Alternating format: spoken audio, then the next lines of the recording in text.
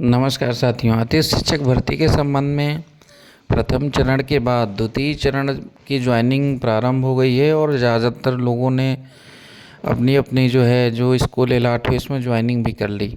अब बहुत सारे आवेदक चूँकि सेकंड काउंसलिंग में बाहर हुए हैं तो उनका ये सवाल है कि भाई हमारा रिकॉर्ड नॉट फाउंड आ रहा तो हमारा कट ऑफ क्या गया होगा। तो वर्तमान में हम आपको विज्ञान समूह एवं SS3 लैब समूह का जो पैनल है इसका जो संभावित कट ऑफ जो हमको अभी तक विभिन्न लोगों से जिन्होंने ज्वाइन करा और जिनका नहीं हुआ उनसे चर्चा करने के बाद जो सामने आया है आज उसकी जानकारी के लिए मैं आपके बीच आया हूं। इसलिए सभी से निवेदन है एक बार चैनल से जुड़ जाएं, चैनल को सब्सक्राइब कर लें तो क्योंकि जो भी नवीनतम अपडेट आएगी अतिथि शिक्षक भर्ती संबंधित एवं विभिन्न शासकीय नौकरियों से संबंधित अपडेट आएगी उसकी सूचना आपको वीडियो के माध्यम से दी जाएगी। तो आइए शुरू करते हैं। जो आप आज का मुख्य विषय है उस पर चर्चा करते हैं। तो SS2 जो साइंस का जो पैनल है इसमें लगभग ये मान के चलिए आपकी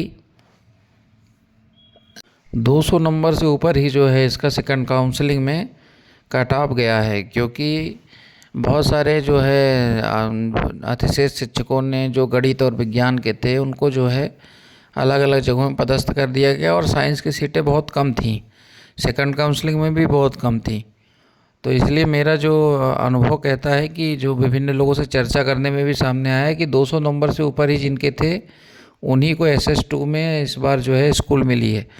और उसके बाद लैब में अगर मैं बात करूं तो लैब में ये मानिए आपकी 195 जो स्कोर कार्ड में अंक थे उसके आसपास के लोगों को स्कूल अलॉट हुआ। अब इसमें से मैं यहाँ पे आपको स्पष्ट कर देना चाहता हूँ कि मेरा जो ये अनुमान है ये एक ज़िले पे आधारित है। ऐसा नहीं कि आप रहते श्योपुर में हैं और आप पूरे मध्य प्रदेश में अप्लाई कर दिए और आप फिर बोलो कि बुरहानपुर में कट ऑफ इतना गया, ऐसा नहीं है। एक आवेदक अपने एक ज़िले के विभिन्न ब्लॉकों में आवेदन करे, उसके आधार पे हमने ये जो है अनुमान एक निकाला है सर्वे करके। अब जैसे करना नहीं है आप 500 किलोमीटर दूर भर दो आपको अलॉट हो जाए आप ज्वाइन ना करो, उसको फिर कट ऑफ में लेना उचित नहीं। हमने केवल एक ज़िले के विभिन्न ब्लॉकों में जो बच्चे सेलेक्ट हुए जिनसे चर्चा हुई उसके आधार पर डाटा निकाला है।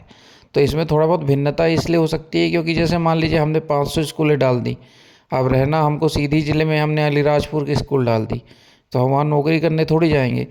तो बात यह है कि अगर आपने ये जो है हमने इस तरह के तथ्यों को नहीं लिया है, हमने केवल यही देखा है कि आदमी अपने घर के आसपास जितनी स्कूलों में नौकरी कर सकता है संभावित जहाँ ज्वाइन कर सकता है उस हिसाब से उसको कहाँ स्कूल मिली है और उस हिसाब से उसके अंक कितने थे इसको हमने सर्वे में लिया है।